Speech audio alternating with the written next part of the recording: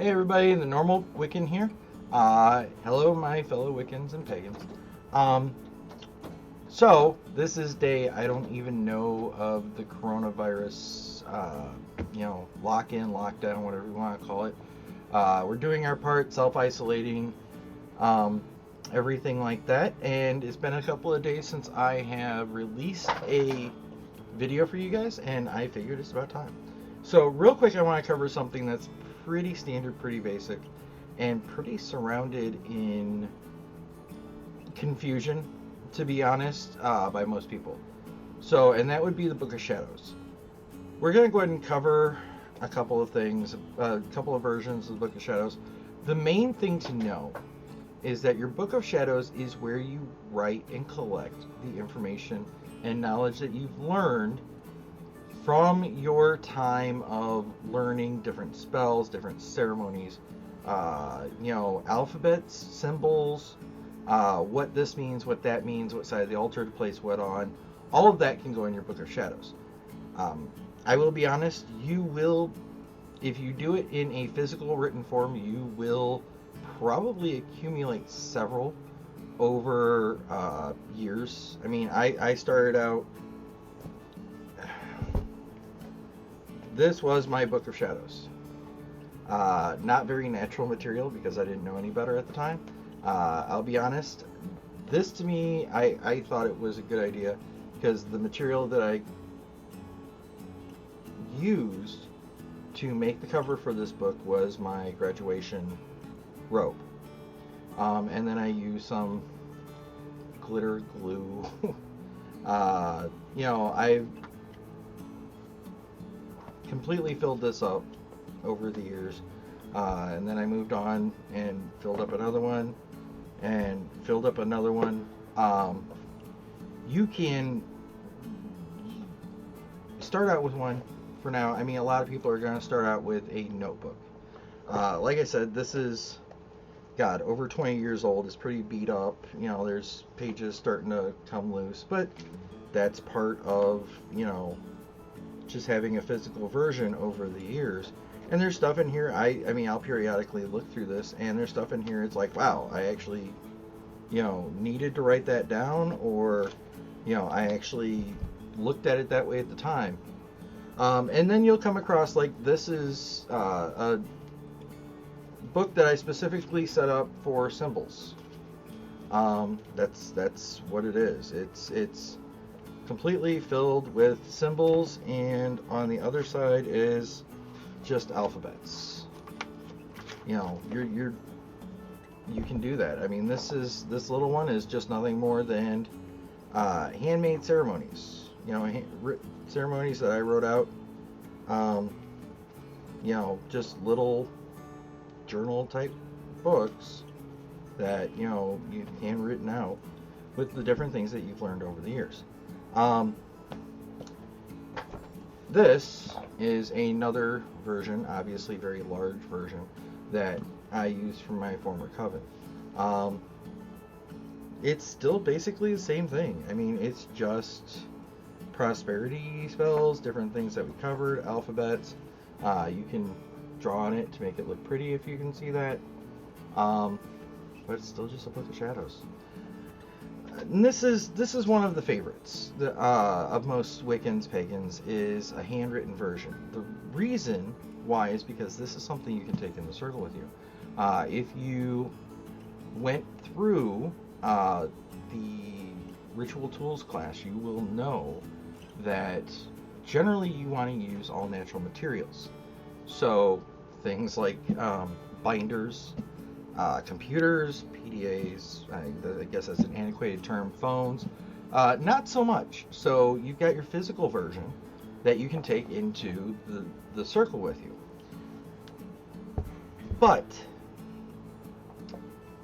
again, as a pagan, you are going to go through this journey over years and years and years. And your views may change. That's okay. At that point, or you may incorporate another path. For instance, if you decide that you're Wiccan, but you want to incorporate Asatru or Norse or Celtic into your path, you can do that. But that's also going to change the way that you practice, things that you believe. You can start a new book of shadows, or you can just, kind of add on to it. Another version of the Book of Shadows, thumb drive, or hard drive, however you want to put it. In today's day and age, that's completely normal. I will caution everybody on this. Putting everything on your hard drive, putting everything on your computer causes problems, because if you lose this nice little thing, I mean, hard drives, back when I first started doing everything, hard drives, you couldn't even hardly get an external hard drive. Floppy disks, if you even know what that is, were expensive. They didn't hold a lot. Then they came to hard drives, external hard drives. This is one I've had for well over 15 years. I do have a vast majority of the stuff that I found online and books I purchased and stuff like that on this hard drive. Now, this can hold just about as much, and they're convenient, but they can be lost. And sometimes you're talking about years and years and years of searching and looking lost just because you lost this little dongle. So if you're going to use some type of USB device or hard drive, make sure you back it up. If you have Mac, the iCloud works great. Generally different backup processes. Nowadays they've got all types of cloud backups that you can use. Just be careful, make sure that you don't lose everything. So that's the second version. A third version, which is a very, very nice compromise between the two, is, let me get this giant thing out, a binder. Now, this is something that I definitely recommend to people. This is mine. This isn't even my cousin's. There is hundreds and hundreds of pages in this. Now, the great thing about using a binder is you can simply just print stuff out and put them in these nice little page protectors and put them in here. But someone's going to go, hey, regular Wiccan, what about the circle? Well, that's great, because the great thing about the page protectors is now I have two pieces of paper that I can just take into my circle with me. And when I'm done, I can go through the hassle of putting them right back in the page protector and putting them right back in my binder. So, binders, always a good idea. You can still decorate them the same way you do with your Book of Shadows. It's a physical copy, which does pose problems. I mean, a physical copy you can lose, other people can get a hold of, but it's a physical copy, and generally what's in your binder is the same stuff that you would save to your hard drive. So if nothing else, your binder itself can be the backup for your hard drive of shadows, if you will. But again, if you're going to go ahead and use your binder in the circle, I definitely recommend, because it's the way I practice, that you take it out of the page protector, take the couple of pages that you need. Sometimes it can be lengthy, 6-7 pages, into the circle. Do whatever it is you're going to do, put them back in the binder. I will show you real quick here what's on my hard drive, just so you can see. As you can see here, it's, I've got a lot in the Book of Shadows area.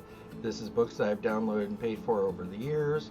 You've got extra skills, Book of Shadows. Once again, going through this, just basically all of the different things that I've downloaded over the years. You've got the extra skills, which may not necessarily be associated with paganism. Gems, just basically an encyclopedia of gems, what they do. Herbs. I've actually got a lot of pictures of herbs, so I know what they look like. And then you got a kids section. I have children, so I downloaded a bunch of kids books. And then you've got the Wolves Den section, which is all of the stuff that I either directly wrote for my coven or other members of the coven wrote, for instance, tarot classes, stuff like that. One thing that you can do, if you don't know what certain herbs look like and it's supposed to be, in your area, you can go ahead and take pictures of them, put them in your book of shadows like this, or your hard drive of shadows, if you will. Sassafras, all of those different pictures. Just go ahead and put them in your hard drive of shadows, just so you know what they look like. If you want, you can print them out, put them in your binder. It's up to you. So those are just some good examples of what you can do with, your resources, technology. Just because we are Wiccans, we follow the old paths. We don't have to be troglodytes. You don't have to be, afraid of technology. You don't have to shun technology. Oh my God, you keep stuff on your computer. Use the resources available to you. So, there's that. We are going to go ahead and cover a couple of things here real quick. I do know that, let me see. I do know that a lot of people are very, may not watch from video to video, so I'll go ahead and cover how to cleanse and just imbue and then protect your book of shadows with energy. So as you can see, I already have the incense set up to do the cleansing. I do apologize for the camera work. I'm using with a regular camera here instead of my computer.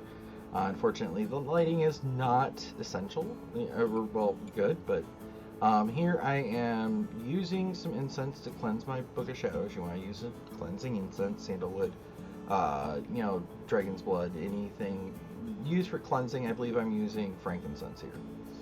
So just cleansing my book of shadows, and this is a book that I've had for years and years and years. So just every so often redo the cleansing, especially if you're going to take it in the ritual space, is always a good idea. Alright, so still cleansing it because it takes time. Alright, so done cleansing it, just gonna put some energy into it. Just gonna focus that energy down my arm, through my fingers, into the book, giving the book energy, imbuing it. It is one of my tools, so I want to align it with my own energy. Another way that you can do it is using your wand. Remember, going through the tools class, a wand is used for imbuing, instilling energy into something. So you can use the wand here for doing that. Alright, and then we're going to start a spell. And let me explain. What we're going to be doing here is we're going to be using our fingers to draw a pentacle. While we're doing that, we are going to go ahead and focus energy down our arm into our fingers, and we're laying the energy in the shape of a pentacle onto the book. And whenever doing this, we want to go ahead, obviously there's a chant. As you lay the pentacle, and I will say this as I'm laying it, but you're going to say these words. With this pentacle I lay protection both night and day, and for those that should not find, let them not see, and the item leave their mind. Abiding by the law of three, this is my will, so mote it be. Alright, so I'm going to say it as I'm laying the pentacles so you can get a better idea.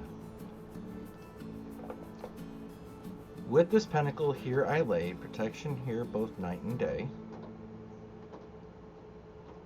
And for those that should not find, let them not see, and the item leave their mind. Abiding by the laws of three, this is my will, so mote it be.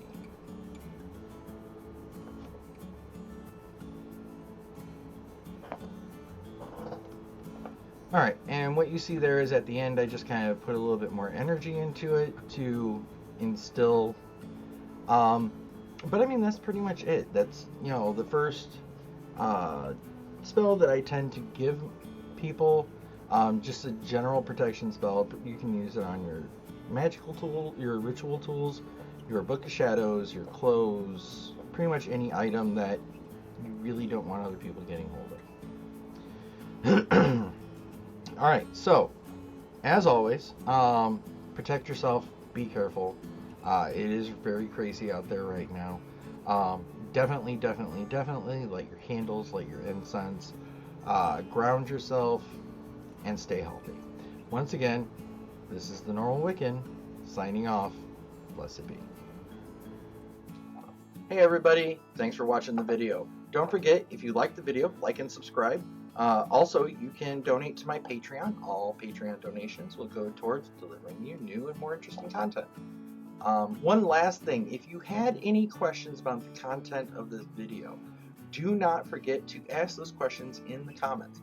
I will do my absolute best to get back to you in a timely manner, and you, as always, have a great day. Blessed be.